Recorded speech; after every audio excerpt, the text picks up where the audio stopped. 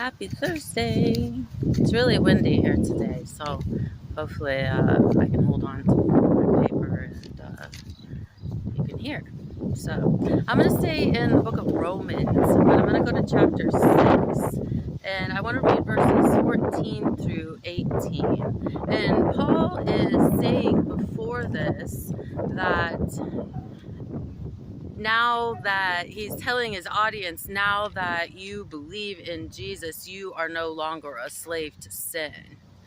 So that's kind of what he's saying before this in a lot more detail. So check it out. All right, so starting in verse 14, it says, "Sin is no longer your master, for you no longer live under the requirements of the law. Instead, you live under the freedom of God's grace. Well then, since God's grace has set us free from the law, does that mean we can go on sinning? Of course not. Don't you realize that you become the slave of whatever you choose to obey? You can be a slave to sin, which leads to death, or you can choose to obey God, which leads to righteous living.